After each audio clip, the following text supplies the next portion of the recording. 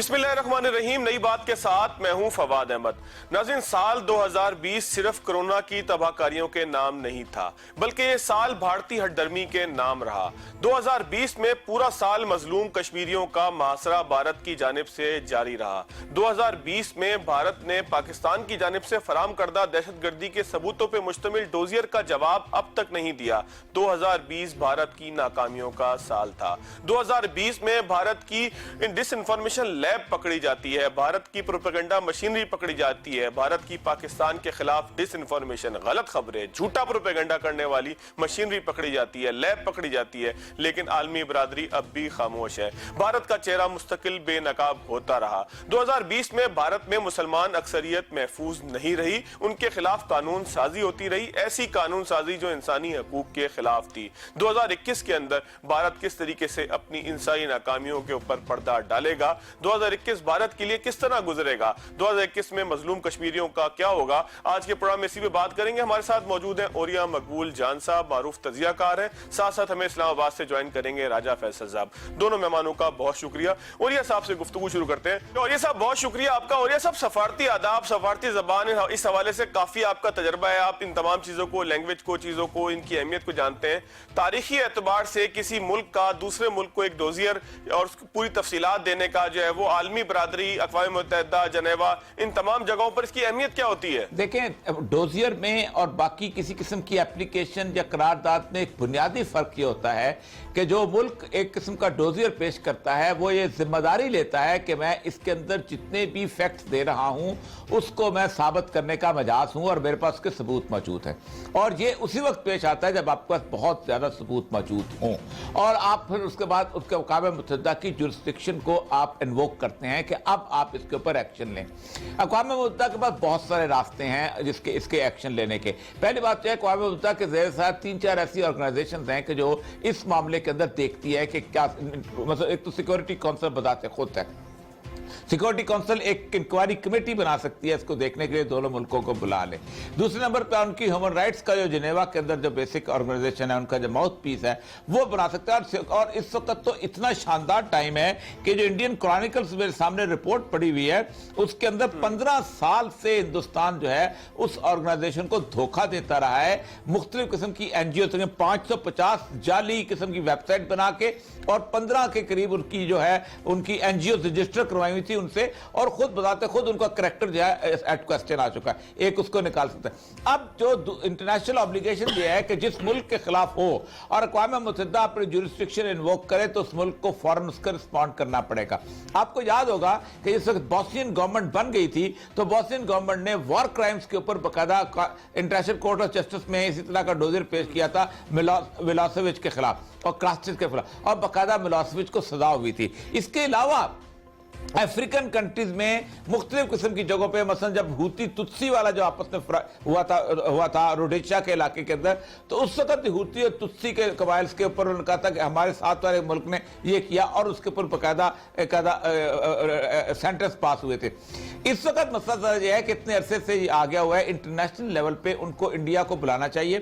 ہمارا بھی وہاں پر ایک اسپیشل ریپرزینٹیٹو جو مستقل مندوب ہوتا ہے وہ ہوتا ہے، ہمیشہ اس کو اقوام متحدہ کی جنرل اسمبلی میں بلا لیں، سیکورٹی کونسل میں بلا لیں، ہیومن رائٹس کے اندر بلا لیں، کسی بھی جگہ۔ اور بہت ساری ایسی چیزیں ہیں، بارڈرز کے اوپر جو ان کی آرگنائزیشنز ہیں بہت ساری بنی ہوئی ہیں، اس کے بعد ویزا ریگولیشن کے حساب سے، ٹیررزم کے، اینٹی ٹیررزم کے حساب سے بہت ساری آرگنائزیشن ہیں۔ ہر جگہ پہ یہ ڈوزیر جو ہے کوسچن کھڑا کر سکتے ہیں انڈیا کے لیے، لیکن یہ ہے کہ کب اقوام متحدہ اس کو بلاتی ہے۔ اچھا، تاریخی اعتبار سے اوریا صاحب پاکستان اور بھارت کے تعلقات میں اس طرح کے ڈوزیر پہلے کبھی شیئر ہوئے ہیں کہ تمام چیزیں اس طریقے سے ثبوت کے ساتھ فراہم کی جائیں اور تمام جو عالمی برادری ہے اس کے دروازے کو کھٹکھٹایا جائے؟ دیکھیں، ہمارے پاس طویل عرصے سے اس کے ثبوت موجود تھے۔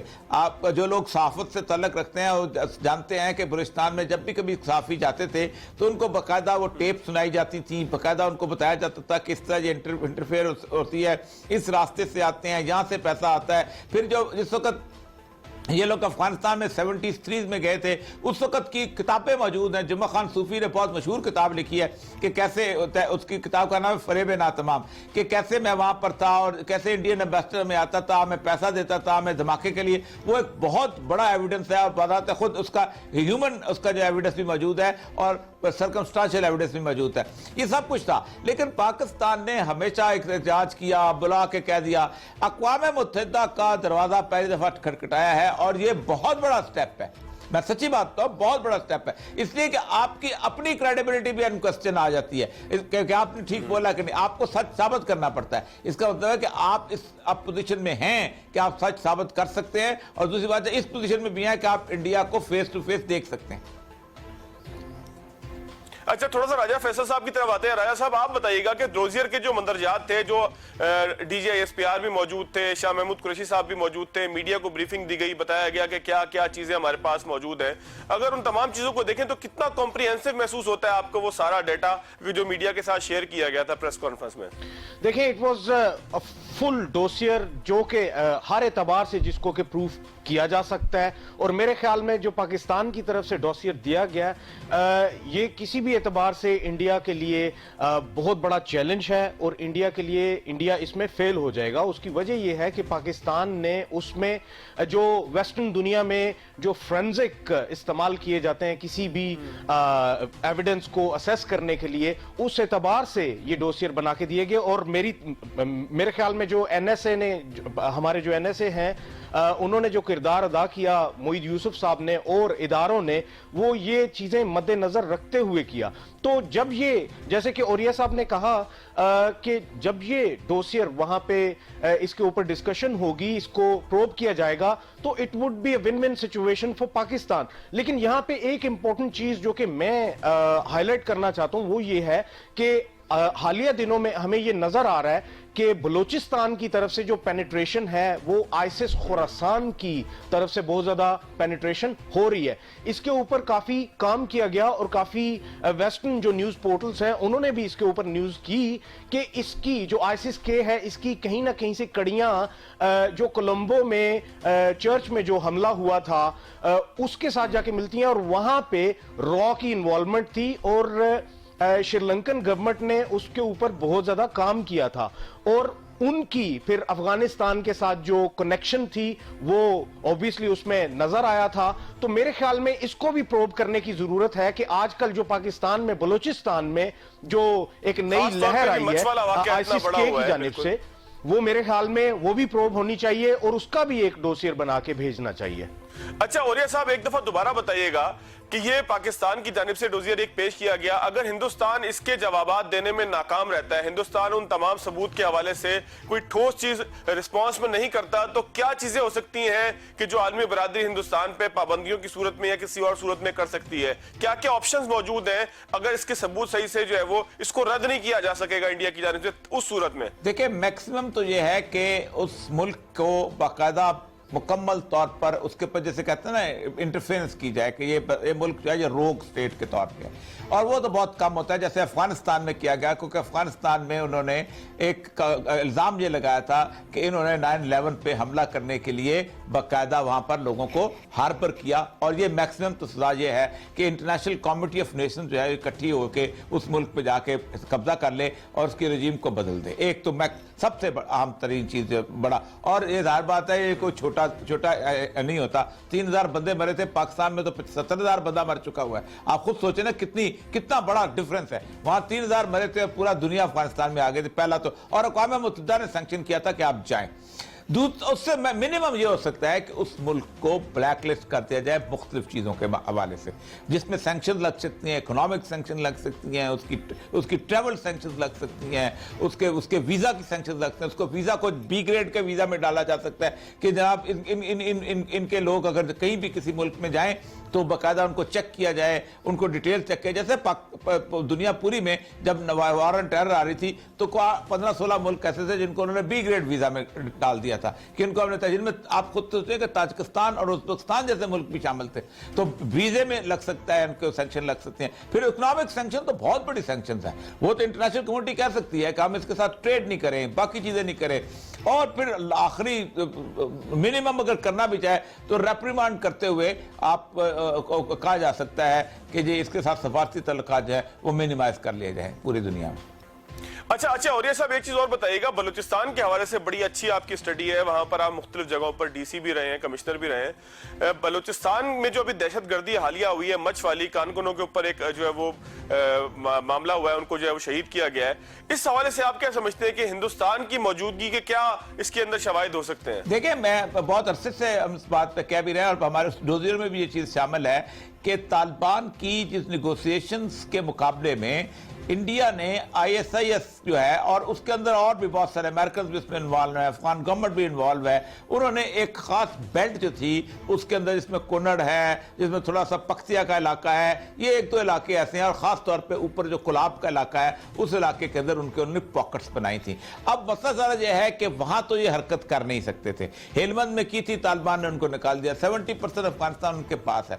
अब वो या करते हैं ऊपर का काबल का, को काबल पोरस है, या पाकिस्तान में करते हैं, और ये उन्होंने पाकिस्तान में इसलिए ये किया है। और सबसे बड़ी बात यह है कि पाकिस्तान में सेक्टेरियन इशू को उठाने के लिए अब ये जितने बेचारे वहां पर हजार आए थे, इनमें अक्सरियत ऐसी है जो अफगानिस्तान से वहां आके सेटल हुई हुई है, और ये रिसेंट क्राइसिस के अंदर वहां से सेटल हुई थी, और वो उन्होंने बरूरी रोड के ऊपर अपना जगह बनाया था। पुराने हजारे जो हैं वो वहां पर रहते हैं मरियाबाद के इलाके में, अलमदार रोड पे। तो इनको खासतौर पर टारगेट किया था दो वजह से, एक तो यह है कि पाकिस्तान का इमेज खराब किया जाएगा, दूसरा यह है कि अपना शिया सुन्नी की सूरत हाल बिल्टअप की जाएगी, और तीसरी सूरत हाल ये थी कि इस पूरी रोड जो है, जिसको आप गुज़श्ता 1.5 साल से पुरअमन तरीन रोड समझा जा रहा था, इसको एक बदअमनी की जाएगी। और इसमें एक और मैं आपको बताऊं, सबसे बड़ी बात यह है कि हमारे जो BLA वगैरह जो है वहां का, वो इनको सपोर्ट फराहम करते हैं, जो बेसिस है ना, क्योंकि ये जो जिस जगह मच में हुआ इंसिडेंट, इस मच की बैक पे सांगान का जो इलाका है, और वो हरनाई से इधर से कुटमडाई का जो इलाका है, ये पूरा इलाका जो है यहाँ पे कैंप्स रहे हैं उनके BLA के, और इसके साथ साथ इसके बिल्कुल फ्रंट पे चले जाएं तो स्प्लिंजी के इलाके में उनके कैंप रहे हैं। तो अगर ये ISSI भी है तो उसको जो बेस फराहम किया है वो BLA ने किया है या उनके कैंप्स ने किया है, यानी कि इसके अंदर इंडिया बराह रास्त शामिल हो सकता है। एक चीज आखिरी आप बताइएगा, बराह रास्त शामिल हो सकता है। राजा साहब, मैं ब्रेक की तरफ जाऊंगा, लेकिन थोड़ा सा ये बताइएगा कि आपको नहीं लगता कि इस तरह का पाकिस्तान की जानिब से डोजियर एक पेश कर देना, इतने कॉम्प्रिहेंसिव सबूतों के साथ, तमाम चीजों के साथ, ये मोदी साहब जो है ये इस तरफ ले गए हिंदुस्तान को कि वो आलमी बरादरी के सामने अब रुस्वा हो रहा है। जिस तरह से औरिया साहब ने बताया कि पहले इस तरह की इतनी खुलेआम चीजें नहीं होती रही हैं, इस तरह के सबूत पाकिस्तान हमेशा बात करता रहा है, लेकिन आलमी फोरम में ले जाना, जाहिर है कि ये आप नहीं समझते कि मोदी इस तरफ ले गया है भारत को हिंदुत्व के एजेंडे के ऊपर, के जहां जाके भारत दुनिया भर में अब रुस्वा होने वाला है? देखिए, मोदी तो उस तरफ ले गया, लेकिन अब दुनिया को भी इसके ऊपर सोचना चाहिए कि वाकई ही चीजें उस तरफ जा रही हैं और इस चीज को रोकना चाहिए। लेकिन बदकिस्मती से इस वक्त जो इंडिया है, जो भारत है, उसको एक लाडले बच्चे की तरह ट्रीट किया जाता है हर तरफ से, और ये साहब भी इसके ऊपर अग्री करेंगे कि उसकी सबसे बड़ी वजह यह है कि इकोनॉमिक गेन्स हैं मुल्कों के, वेस्ट के इकोनॉमिक गेन्स हैं वो, और दूसरी बात यह है कि करंटली जो US और चाइना की जो ट्रेड वॉर चल रही है उसमें भी इंडिया को वो फ्रंटलाइन बना रहे हैं, अमेरिकन और वेस्टर्नर्स अपनी फ्रंटलाइन बना रहे हैं उनके खिलाफ, तो ऑब्वियसली वो इंडिया उनकी जरूरत है, इस वजह से इंडिया उनका एक लाडला बच्चा बन जाता है, और वो ऑब्वियसली फिर उसको उस तरीके से सैंक्शन तो नहीं कर पाएंगे। और जो सबसे इंपॉर्टेंट बात है, इस वक्त जो भारत की तरफ से जो डिप्लोमेसी अपनाई जा रही है खुसूसन मिडिल ईस्ट में, that is a military diplomacy, जिसमें कि हमें नजर आया कि जनरल निर्वाणे जो है वो लास्ट मंथ उनका जो 6 रोजा ट्रिप था, पहले वो UAE गए 2 दिन के लिए, फिर एंड पे 2 दिन के लिए वो फिर सऊदी अरब भी गए, लेकिन जो बीच के दिन थे 2, वो इंतहाई इंपॉर्टेंट थे। I am talking about 11 and 12, 11 और 12 दिसंबर को वो कहां थे वो किसी को नहीं पता, लेकिन ये है कि एक मोहतात जो इसके ऊपर मेरी राय है, वो इजराइल में मौजूद थे। Israel is behind all of this फस, और इजराइल गठजोड़ है भारत के साथ, और मेरे ख्याल में आने वाले वक्तों में अगर इस डोसियर का भी अगर कोई इंपैक्ट देखा जाए تو ہمیں معمولی سے وقت کے لیے ایک امپیکٹ نظر تو آئے گا, لیکن once again India would be considered as a لاڈلا بچہ, اور اس لاڈلے بچے کو رائے صاحب انشاءاللہ چیزیں اسی ٹھیک طرف جب جاتی ہیں تو آہستہ آہستہ جا کے کچھ نہ کچھ ہندوستان کے اوپر فرق ضرور پڑتا ہے. یہ ختم نہیں ہوتی چیزیں اس طریقے سے.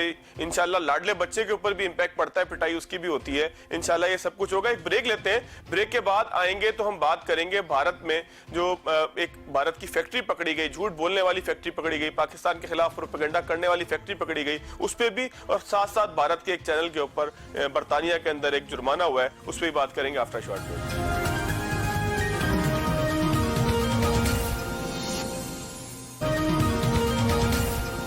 بریک کے بعد ایک مرتبہ پھر خوش آمدید. ہمارے ساتھ موجود ہیں اوریا مقبول جان صاحب, اور ہمیں اسلام آباد سے جوائن کیا ہے راجہ فیصل صاحب نے. اوریا صاحب, برطانوی ریگولیٹر جو ہے آف کام, اس نے ہندوستان کے ایک چینل کے اوپر بھاری جرمانہ کیا ہے, صرف اس بنیاد پہ کہ آپ نفرت انگیز مواد پھیلاتے ہیں, پاکستان کے خلاف پروپیگنڈا کرتے ہیں بغیر کسی ثبوت کے, بغیر کسی ضرورت کے. کتنا بڑا ناکامی ہے بھارت کے اس پروپیگنڈا ٹول کی, اور خاص طور پر اگر تذکرہ آگے جا کے ہم کریں گے کہ پوری جو ایک ڈس انفارمیشن لیب ان کی پکڑی گئی ہے, تو اس تناظر میں اگر دیکھیں تو ایک چینل کے اوپر اس طرح کا جرمانہ ہونا, وہ بھی ایک ملک کے خلاف ہیٹ اسپیچ کرنے کے اوپر, کتنا بڑا آپ سمجھتے ہیں کہ یہ دھچکا ہے ہندوستان کے لیے؟ دیکھیں, گزشتہ تقریباً 3 سال سے انڈیا کو جتنا بیڈ پریس فیس کرنا پڑ رہا ہے شاید ہی کبھی اس سے پہلے ہوا ہو. یعنی کوئی بڑا عالمی اخبار ایسا نہیں جو ہندوستان کو ایک ایسی طور پہ پیش کر رہا ہے, ایسے ملک کے طور پہ پیش کر رہا ہے جہاں ہیومن رائٹ کی اٹراسٹیز ہو رہی ہیں, جہاں پر لوگوں کا جینا دوبر ہوا ہے, اقلیتوں کے ساتھ حالات خراب ہیں. اور دوسری بات یہ ہے کہ ایک وقت تھا کہ اس کے میڈیا پہ لوگ اعتبار کر لیا کرتے تھے, کیونکہ ظاہر بات ہے ہیوج میڈیا تھا, ہیوج اسٹیبلشمنٹ ہے ان کی میڈیا کے حوالے سے, اور پھر ان کے لوگ جو ہے وہ دنیا بھر کے میڈیا کے اندر بھی گھسے ہوئے تھے, بی بی سی میں گھسے ہوئے ہیں, پورے کا پورا یو اے ای کا میڈیا ان کے ہاتھ میں آیا ہوا ہے, امریکن میڈیا کے اندر بیٹھے ہوئے ہیں, تو بہت زیادہ وہ اپنے انفلوئنس کرتے تھے. لیکن ایک تو یہ کیس بہت امپورٹنٹ ہے, بہت زیادہ امپورٹنٹ ہے.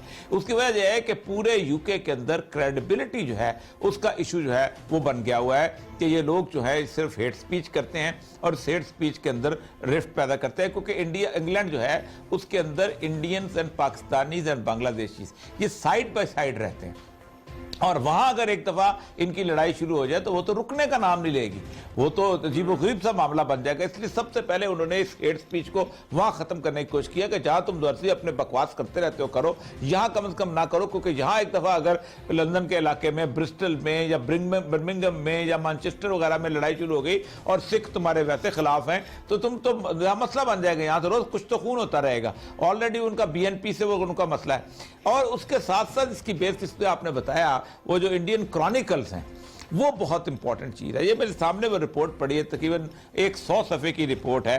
آپ اندازہ کریں کہ پوری دنیا میں انہوں نے 580 کے قریب مختلف قسم کی ویب سائٹ بنائی ہوئی تھی, اور وہ ویب سائٹ جو تھیں وہ جعلی قسم کی باتیں جو ہیں اس کے اندر مختلف قسم کے ویڈیوز بناتی تھیں, جعلی قسم کی چیزیں بناتی تھیں, وہ اس کے اندر باقاعدہ ویب سائٹ تھی. اس کو ہوتا یہ تھا کہ ہزاروں ڈفرنٹ قسم کے واٹس ایپ اکاؤنٹ اور فیس بک پیجز جو انہوں نے بنائے ہوئے تھے مختلف فیک ناموں سے, وہ ایک دم اس کو پک کرتے تھے. اور وہ جب وہ پک کرنے کے بعد سب سے اہم ترین کام یہ ہوتا تھا کہ اس سوشل میڈیا کے اندر جو آئی ہوئی خبر تھی اس کو مین سٹریم میڈیا, یعنی ان کا جو اپنا میڈیا ہوتا تھا نا, وہ اس کو دیتے کہ جو ان کا جو مین میڈیا تھا وہ اس کو پک کر. اب وہ جب مین میڈیا میں خبر لگتی تھی تو لوگ کہتے تھے کہ یہ تو سچی خبر ہو گئی, یہ سارا کچھ. اچھا, اس مین سٹریم میڈیا کو بھی ایک اور چیز سپورٹ کرتی تھی, وہ ان کی این جی اوز تھیں. یہ این جی اوز انہوں نے جنیوا میں, برسلز میں, فرانس میں بنائی ہوئی تھی. یہ وہاں پر جلوس نکالتی تھی اس کے خلاف. اس جلوس کو باقاعدہ اس پہ پیش کیا جاتا تھا, اور پھر تھوڑے دیر 15 بندے کا جلوس, فیک بلوچ بنائے ہوئے تھے انہوں نے, فیک قسم کے جناب اپنا پاکستان کے عیسائی بنائے ہوئے تھے, فیک قسم کے اس طرح کے وہ جو کہ پاکستان کے بارے میں مختلف, اور ان کا کوئی نیشنل. مجھے یاد ہے اچھی طرح فاضل صاحب کہ میں 2 دفعہ ٹیلی ویژن چینل میں گیا ہوں انڈیا کے, اور پھر مجھے بلانا چھوڑ دیا تھا. ایک صاحب کو انہوں نے امریکہ سے لیا ہوا تھا کہ یہ بندہ جو ہے یہ ایگزائل میں ہے, بلوچ جو ہے. میں نے سے پوچھا تم کہاں کے ہو, کہنے لگا کہ میں تو خلدار کے ہوں. میں نے کہا خلدار میں کہاں سے ہو, تو اس کو نہیں پتا تھا. اس کو یہ بھی نہیں پتا تھا خلدار کے روڈز کون سے ہوتی ہیں, اور پھر اس کے بعد وہ بلوچ, اس طرح کے انہوں نے کئی چیزیں. تو یہ اتنا بڑا معاملہ ہے جو کہ جرمنی میں خاص طور پہ آشکار ہوا ہے, اور پورے یورپین کمیونٹی جو ہے اس کے اوپر خلاف کھڑی ہوئی ہے. اس نے انڈیا کو اب ایک ناقابل اعتبار ملک بنا دیا ہے as far as the media is concern. Future اس کا کیا ہوگا؟ اس طریقے کی چیزیں ہندوستان کی آپ کیا سمجھتے ہیں کہ اس طرح کی چیزیں پکڑے جانا ہندوستان کی اپنی ساکھ کے حوالے سے کتنی جو ہے وہ اہمیت کی حامل ہے؟ دیکھیں انڈیا میں کی ساکھ اب اس وقت کمزور ہو گئی ہوئی ہے. انڈیا کا صرف مسئلہ رہ گیا اکنامک اور کوئی مسئلہ نہیں ہے. اٹ از اے مارکیٹ, اور مارکیٹ کے بارے میں ہوتا ہے کہ جی ہمارا گاہک جو ہے وہ زانی ہو, شرابی ہو, جواری ہو, قاتل ہو, ہم نے مال بیچنا ہے. وہ ہر کاروباری کے ساتھ یہ اخلاقیات لگی رہتی ہے. اور وہ مارکیٹ اتنی بڑی ہے کہ جس کو کوئی اگنور نہیں کر سکتا, یہی وجہ ہے. دوسرا امپورٹنٹ ترین چیز جو ہو گئی ہے کہ چائنا کی اکانومی کی وجہ سے کنٹینمنٹ آف چائنا کا جو پرنسپل آیا ہے اس کے اندر نومبر 2019 میں پینٹاگون سٹریٹجی آئی ہے. اور یہ پینٹاگون سٹریٹجی تھی, اس کے تحت انہوں نے کہا تھا کہ ہم نے 12 ملک جو ہیں ان کو چائنا کے خلاف کھڑا کرنا ہے, جن میں 3 کا میجر اتحاد ہوگا, انڈیا, جاپان اور آسٹریلیا. 2,78,000 جو ہے وہ امریکن آرمی جو ہے وہ انڈو پیسفک ریجن میں سٹیشن ہو چکی ہوئی ہے. 3 بڑے بحری بیڑے وہاں پر آ چکے ہیں. بلاکا جو ہے اس کی انہوں نے کہا ہے کہ اس کو کسی بھی وقت ہم اس کو وہ کر دیں گے, کارڈن آف کریں گے. وہ 1.5 کلومیٹر کا علاقہ ہے, چائنا وہاں سے باہر نہیں آ سکے گا. اب انڈیا کو وہ لڑانا چاہتے ہیں چین کے ساتھ. اب انڈیا کا مسئلہ یہ ہے کہ چین کے ساتھ لڑنے کے قابل تو کوئی جذبات ہی نہیں ہے اس کے پاس. انڈیا نے پاکستان کے خلاف ابھی بھی پٹائی ہوئی ہے کچھ عرصے پہلے, ابھی بھی پٹائی. دوسری چیز یہ ہے کہ لوگ تیار نہیں ہیں چین سے لڑنے کے لیے, وہ کہتے ہیں ہم کیوں لڑیں. لیکن انڈیا کے اندر پاکستان دشمنی جو ہے اس کا کوئی 75 سال پرانا بیج ہے, اور یہ مسلمان دشمنی سے شروع ہوا تھا 1920 سے. اب وہ کرنا یہ چاہے گا انڈیا جو ہے, جو پلاننگ دنیا کو بتاتی ہے کہ انڈیا پاکستان پہ حملہ کرے گا تاکہ پاکستان میں چائنا کا جو انٹرسٹ ہے اس کو خراب کرے, اور پھر وہ انٹرنیشنل آئے گی اپنا اس میں چائنا بیچ میں آئے گا تو انٹرنیشنل فورسز جو ہیں ان کو موقع ملے گا. یہ ہے پلان. اس پلان میں انڈیا کی کریڈیبلٹی جو ہے اس کو اس لیے چپ کھڑے ہوئے ہیں کہ وہ سمجھتے یہ ہے کہ کل کو جو ہے انڈیا جو ہے ہم جو ہے ہمارے ساتھ دے گا اور یہ چین کو کنٹین کرے گا. حالانکہ بہت بری طرح مار کھائے گا. ان کو اندازہ نہیں کہ میں ایک رپورٹ پڑھ رہا تھا آسٹریلین یونیورسٹی کی, وہ کو 300 صفحے کی رپورٹ ہے, اور بیسیکلی رپورٹ اس پہ ہے کہ U S I S position کیا ہے چائنا میں.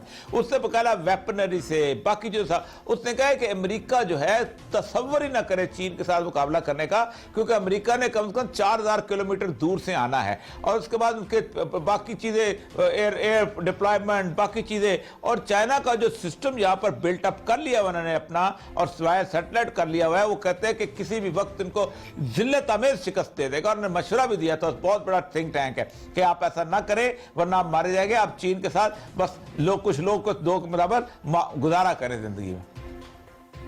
اچھا راجہ صاحب, میں آپ کی طرف آتا ہوں. آپ ہندوستانی میڈیا کے اوپر آپ جو ہے وہ پاکستان کی نمائندگی بھی کرتے رہتے ہیں.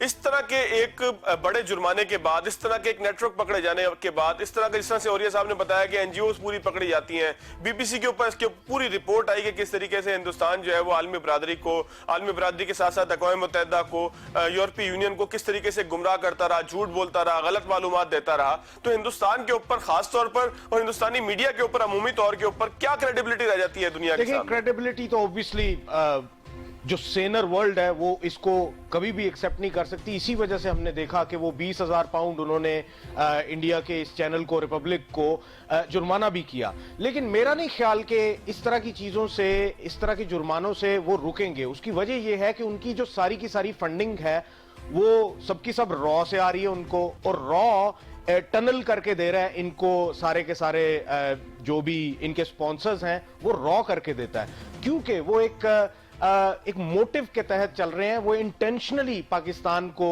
اس طریقے سے ڈیل کر رہے ہیں اور پاکستان کے خلاف علل اعلان وہ چیزیں کر رہے ہیں.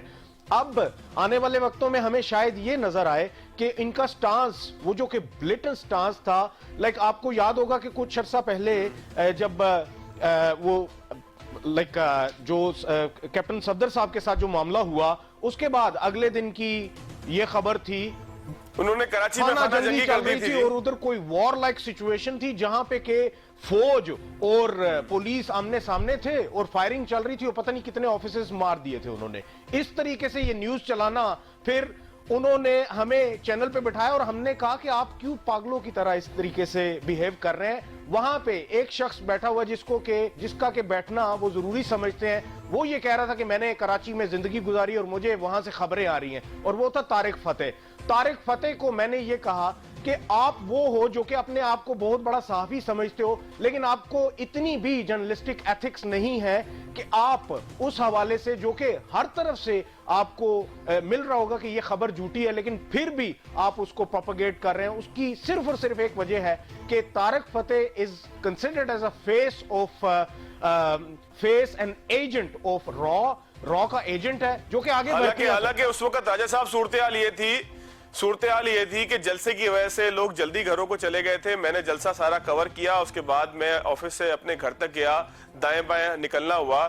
جس طرح سے پرامن زندگی ہوتی ہے اس سے زیادہ پرامن اس لیے تھی کہ لوگ جلدی گھروں کو چلے گئے کہ یار جلسے کے لوگ نکلیں گے, ایک جو ہے وہ شہروں کے اندر سڑک کے اوپر رش ہوگا. چائے کی ہوٹل بھی اسی طریقے سے بھرے ہوئے تھے, جس طریقے سے جس کی جو مصروفیت تھی وہ اس نے کر لی تھی, لیکن صرف مین سڑکوں کے اوپر جو ہے وہ تھوڑی سی خاموشی تھی. تو یہ سارا جو ہے وہ ہندوستان کی طرف سے ہوتا رہا. اور آپ جس طرح سے اس کو بتا بھی رہے ہیں کہ وہاں پر بیٹھے ایک صاحب جو ہے اس کے اوپر عرضہ سرائی بھی کر رہے ہیں کہ شاید ان کو کراچی سے اطلاع آ رہی ہے. تو بہرحال یہ ہندوستان کے میڈیا کی کریڈیبلٹی ہے. ایک اور خبر جو کہ انہوں نے پروموٹ کیا جس کو کہ انہوں نے یہ کہا جی کہ جب انڈیا نے یہ کہہ دیا کہ ہم میسائل حملے کریں گے اور ان کو پاکستان کو جب آئی ایس آئی کو اس چیز کی انٹیلیجنس ملی تو انہوں نے جب یہ بتایا تو ہو کا عالم ہو گیا کراچی میں. حالانکہ ایسا بالکل بھی نہیں تھا. ہمارا میڈیا یہ رپورٹ کر رہا تھا کہ عوام کو کہا بھی گیا کہ ٹھیک ہے we need to be careful, ہمیں زیادہ باہر نہیں نکلنا. لیکن عوام تو اس حد تک دلیر عوام ہے ہماری کہ کراچی کی روڈز پہ لوگ آگے اور انہوں نے ہارن بجانے شروع کر دیے کہ اگر کسی نے میزائل مارنا ہے تو آؤ مارو. سر کراچی میں لوگ سوتے نہیں ہیں, کتنی خراب صورتحال ہو یا اچھی صورتحال ہو. یہاں پہ ہم نے جو ہے وہ قتل و غارت بھی دیکھی, یہاں پر بھارتی فنڈڈ دہشت گردی بھی ہم نے یہاں پر دیکھی, لیکن کراچی کے لوگ جو ہے وہ گھر جا کر چھپتے نہیں ہیں, بھاگتے نہیں ہیں, یا کاروبار چلتا رہتا ہے اور ظاہر ہے کہ اسی کے ساتھ پاکستان چلتا ہے. میں ایک چھوٹا سا بریک لیتا ہوں, راجہ صاحب اور یا مقبول جان صاحب میرے ساتھ رہے گا. کشمیر کے حوالے سے بات کریں گے کیونکہ 5 جنوری 2 روز پہلے گزرا, ہم نے دیکھا کہ 5 جنوری اور جو 72-73 سال ہو گئے, لیکن بھارت جو ہے وہ کسی قرارداد کے اوپر عمل کرنے کے لیے تیار نہیں ہے, اقوام متحدہ عمل کرانے کی طاقت نہیں رکھتا. اب بریک کے بعد اسی پہ بات کریں گے.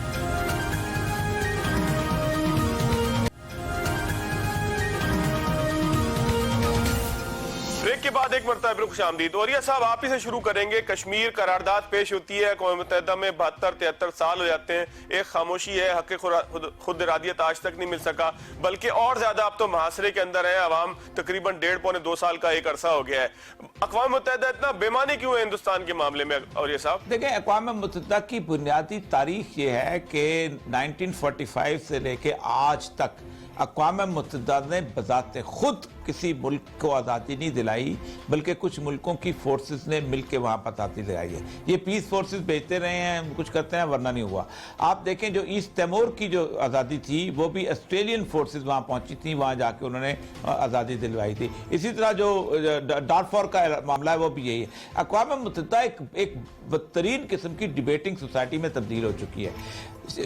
فلسطین کے اوپر قراردادوں کی قراردادیں ہیں لیکن کوئی اس پر ٹس سے مس نہیں ہوتا, اور یہی صورتحال جو ہے کشمیر کی ہے. اب کشمیر کا معاملہ تو یہ ہے کہ اقوام متحدہ کی یہ وہ قرارداد ہے جس کا لائیو جیسے کہتے ہیں کرنٹ دوڑ رہا ہے, جس کے اندر ہاتھ لگاؤ تو اس کے اوپر جیسے کہتے ہیں کرنٹ آئے گا, اس طرح کی قرارداد ہے. اور پھر ریسنٹلی تو کشمیر کے اوپر جتنا دنیا پوری کے پریس نے بولا ہے, جتنا کشمیر کے اوپر احتجاج ہوا ہے, جتنا لوگ کشمیری وہاں پر دنیا بھر میں بولے, اور اس کے ساتھ ساتھ اب تو خالستان کا جو ایشو ہے وہ انڈیا کے ساتھ اس کو اگر نتھی کر لیا جائے, اور وہ جو اپنا پیس پر جو ہے سکھ وہ جو ہے وہ موومنٹ کو اگر دیکھ لیا جائے, ان کا ریفرینڈم کو, تو انڈیا کو تو اس وقت دنیا پوری کے اندر سب سے زیادہ نیگیٹو ملک کنسیڈر ہونا چاہیے. لیکن مسئلہ یہ ہے کہ انٹرنیشنل کمیونٹی جو ہے وہ ٹس سے مس نہیں ہوتی ہے. ایک تو مسلمان کی وجہ سے کیونکہ وہاں مسلمان ہے, اور دوسرا انڈیا کے ساتھ جو ہے وہ جیسے کہتے ہیں, بات صحیح کہا ہے راجہ صاحب نے کہ وہ لاڈلا بچہ اس لیے بنا ہوا ہے کہ وہ بہت بڑی مارکیٹ ہے, مال بیچنا ہے اپنا اور وہاں سے مال خریدنا ہے. سارے مسئلہ یہی ہے. اچھا راجہ صاحب آپ بتائیے گا کہ ایک جو معاملہ ہے کشمیریوں کی جدوجہد کو کوشش کی جاتی ہے کہ جو ہے نا عالمی دہشت گردی سے جوڑا جائے, آئی ایس آئی سے جوڑا جائے, تو آپ کیا سمجھتے ہیں کہ یہ اس میں انڈیا اس کس حد تک کامیاب ہو سکے گا؟ دیکھیں یہ پہلے بھی فالس فلیگ اٹیکس کرواتے رہے, پلوامہ تھا, اری تھا, وہاں پہ پاکستان کو انوالو کرنے کی کوشش کی گئی کہ یہ پاکستان پینیٹریٹ کروا رہا ہے. پچھلے ہی ہفتے کی بات ہے کہ دوبارہ سے یہ کہہ رہے تھے کہ کچھ سرنگیں پکڑی گئی ہیں جہاں سے کہ پاکستانی جو ہیں وہ ٹنل کرتے ہیں مجاہدین کو اور آئی ایس آئی والے وہاں پہ بھیجتے ہیں. لیکن اب تو ایک مووی بھی آ گئی ہے وہ کوانٹیکو, آپ نے وہ دیکھی ہوگی, جس میں کہ جی بالکل بالکل بالکل, میں نے آپ کو کلپ بھی بھیجا تھا صبح اس کا. آپ نے ہی مجھے کلپ بھیجا, وہ پرینکا چوپڑا نے جو اس میں کیا ہے. اب تو پرینکا چوپڑا کے جو پوسٹرز ہیں وہ بھی جلانا شروع ہو گئے ہیں, جو بھکت بیٹھے ہوئے ہیں بھارت میں, اس کا داخلہ بند ہو گیا جی ہندوستان میں. بہت زیادہ پروٹیسٹ ہو رہے ہیں. اس میں تو انہوں نے کلیئرلی کہہ دیا ہے کہ یہ ہندوز جو ہیں, انڈینز جو ہیں, آر ایس ایس والے, وہ اس طرح کی چیزیں کریٹ کر کے, اس طرح کی چیزیں کریٹ کر کے پاکستان کو ملائن کرتا ہے. اور دیکھیں جہاں تک بات ہے نا یونائٹڈ نیشن کے کسی عمل کرنے کی یا نہ کرنے کی, اور یہ صاحب نے بہترین بات کی کہ یہ مسلمان فیکٹر یہاں پہ آتا ہے, کیونکہ آپ اگر ایسٹ تیمور کو بھی دیکھیں تو وہ بھی کرسچن ایریا, دارفور کو دیکھیں وہ بھی کرسچن ایریا, وہاں پہ تو یہ بولنے کے لیے تیار ہے. لیکن when it comes to Palestine, when it comes to Kashmir, they will never speak. لیکن ان کو ایک چیز ذہن میں رکھنی چاہیے کہ پہلی جنگ عظیم کے بعد جو لیگ آف نیشنز بنی تھی وہ اس لیے برباد ہوئی تھی کیونکہ اس کا کوئی بھی انفلوئنس نہیں تھا اور وہ سائیڈز لیتی تھی. اسی طریقے سے اگر یونائٹڈ نیشنز آج اگر یہ سائیڈز لے گی جو کہ سیکنڈ ورلڈ وار کے بعد بنی, تو یہ بھی ایک دن ختم ہو جائے گی. تو یونائٹڈ نیشن اگر چاہتی ہے کہ یہ پرسسٹ کرے, اس دنیا کے امن کو یقینی بنائے, تو اس کو سائیڈز لینے کی ضرورت نہیں ہے اور اس کو نہیں لینی چاہیے, اور نہ ہی اس کو کسی کو لاڈلا بچہ کنسیڈر کرنا چاہیے. اس کو سیدھا سیدھا. اور یہ صاحب میں ایک راجہ صاحب کی بات سے ہی آپ کی طرف آتا ہوں. عدم برداشت نہیں پڑ رہا ہے انڈیا کی سوسائٹی میں. آپ نہیں سمجھتے کہ اس طرح راجہ صاحب نے بتایا کہ ایک ٹی وی سیریز آتی ہے امریکہ کی, اس میں تھوڑی سی بات ہی ہوتی ہے, پورے سیریز کے اندر وہ پاکستان کو دہشت گرد, پاکستانی دہشت گرد کے اوپر اٹیک, پاکستانی دہشت گرد کو پکڑنے کی کوشش, اس حوالے سے کام کرتے رہتے, لیکن آخر میں پتہ لگتا ہے کہ وہ پاکستانی نہیں تھا بلکہ وہ ہندوستانی تھا اور پاکستان کو بدنام کر رہا تھا. اب اس اداکارہ کے حوالے سے جو ہندوستانی ہے اس کے حوالے سے احتجاج ہو رہا ہے, اس کی انٹری بین کی جا رہی ہے, اس کے پوسٹر جلائے جا رہے ہیں. عدم برداشت نہیں ہے بہت زیادہ اس معاملے میں؟ دیکھیں یہ عدم برداشت آج سے نہیں ہے. ہمارے بڑے جو ہیں, ہم جو قائد اعظم رحمۃ اللہ علیہ کا ایک فقرہ ہے نا, وہ کہتے تھے جب انہوں نے کانگریس چھوڑ کے آئی تو انہوں نے کہا آپ نے کانگریس کیوں چھوڑی, تو انہوں نے کہا تھا ہندو از انکوریجبل, ہندو ایک ناقابل اصلاح قوم ہے. انکوریجبل کا لفظ قاعدہ. پھر ہم تاریخ دیکھتے تو حیران رہ جاتے ہیں. علامہ اقبال نے 1930 میں 2 قومی نظریہ پیش کیا ہے. آپ اندازہ کریں کہ انہوں نے 1920 میں 1 قومی نظریہ پیش کیا تھا کہ اس ملک کے اندر سوائے ہندو کے کسی اور کو رہنے کا حق حاصل نہیں ہے. یہ دیوتاؤں کی سرزمین ہے, یہاں تک اگر آپ ہندو رہیں گے تو ہندو بن کے رہیں گے. اور اس میں شدھی اور سنگٹن کی تحریکیں بنی تھی. 1925 میں آ کے وہ آیا تھا ان کا گولوارکر ساورکر کی ہندوتوا کی جو بیسک موومنٹ چلی تھی اور راشٹریہ سیونگ سنگھ بنی تھی. اس وقت سے لے کے 1982 تک یہ مسلح قسم کی لوگوں کو تیار کرتے رہے ہیں. اور 82 میں ان کا پولیٹیکل فیس جب بی جے پی آیا, جس میں پہلے ہلکا سا نرم فیس آیا جس کو واجپئی کہتے ہیں, اب ان کا سخت فیس آ گیا. اور یہ وہ جیسے کہتے ہیں جمہوریت کی بدترین شکل, ٹرنی آف میجورٹی, اکثریت کی آمریت, اکثریت کی بربریت, اکثریت کا ظلم. اب وہاں پر کوئی بھی اقلیت سوچ نہیں سکتی کہ وہ ڈھنگ سے سانس لے لے, خواہ وہ مسلمان ہو, خواہ وہ عیسائی ہو. بلکہ اوریہ صاحب یہاں پر پاکستانی 11 پاکستانی ہندوؤں کا بھی قتل ہوا ہے ہندوستان کے اندر. جی ہاں, یہ سارے اندور میں جاتے ہیں. میں گیا ہوں, میں نے اندور میں ان سے ملا بھی تھا. یہ بلوچستان کے جو لوگ گئے تھے تو میں نے کہا تم کہاں, کہتا اب ہم واپس نہیں جا سکتے اس لیے کہ ہم واپس جائیں گے تو ہمیں مار دیں گے. یہ انہوں نے 2007 میں مجھے بتایا تھا, اور آپ دیکھیں کہ وہ واقعہ ایکچوئل ہو گیا کہ واپس آنے لگے تو ان کو قتل کر دیا انہوں نے. یعنی کہ ہندو بھی محفوظ نہیں ہے. ہم مسلمانوں کی بات کرتے ہیں, وہاں تو ہندو بھی محفوظ نہیں ہے انڈیا کے اندر. رائے صاحب میں آخری منٹ ہے, آخری 1 منٹ ہے, آپ سے جو ہے وہ گفتگو کنکلوڈ کروں گا. مودی صاحب کے اوپر ایک الزام یہ لگ رہا ہے, ان کے حوالے سے ایک بات یہ ہو رہی ہے, ایک فضا یہ بن رہی ہے کہ وہ کشمیر کی آبادی کا تناسب تبدیل کرنا چاہتے ہیں, وہاں مسلم اکثریت کو ختم کرنا چاہتے ہیں. اس حوالے سے آپ کیا کہیں گے؟ بہت ہی ڈینجرس سٹیپ ہے. اس کی وجہ یہ ہے کہ انہوں نے آر ایس ایس کے جو بھکت ہیں وہ جگہ جگہ جا کے یہ کہہ رہے ہیں کہ if you want to move back to like Kashmir میں جا کے تو ہمیں obviously ڈیموگرافکس جو ہیں اس کو چینج کرنا ہے. لیکن اس کا جو پہلا رزلٹ ہے وہ بڑا بھیانک رزلٹ آیا ہے. ایک وہ صاحب تھے, وہ سری نگر میں آ کے انہوں نے دکان بنا لی تھی اپنی سونار کی. اب ان کی لاش ملی, پرسوں کا شاید یہ واقعہ ہے, اور ان کی لاش ملی اور اس کے اوپر بھی پروگرام کیے جا رہے ہیں. تو میرے خیال میں ان کو اس طرح کے جو چونچلے ہیں ان سے باز رہنا چاہیے. اس کی وجہ یہ ہے کہ جب اس طرح کی یہ چیزیں کریں گے تو وہاں سے ایک بہت ہی زیادہ بیکلیش آئے گا, جس سے کہ سچویشن مزید خراب ہوگی. جو کمیونل جو انریسٹ ہے وہ مزید بڑھے گی. ابھی تو صرف ہمیں یہ دیکھنے کو مل رہا ہے یعنی کہ کشمیر کے عوام اس کو کسی صورت قبول نہیں کریں گے. بالکل ٹھیک کہا راجہ صاحب آپ نے پروگرام کا. ناظرین معذرت کے ساتھ وقت ختم ہو رہا ہے, یہ گفتگو ختم نہیں ہو پائے گی کیونکہ ہندوستان کے مظالم جو ہے اس کے اوپر تو پورے پروگرام ہو سکتے ہیں, ایک ایک ظلم کے اوپر, ایک ایک بربریت کے اوپر, ایک ایک چیز کے اوپر, لیکن کسی اگلے پروگرام میں بات کریں گے. آج کے پروگرام سے اتنا ہی, اگلے پروگرام تک یاد دیجیے. اللہ حافظ.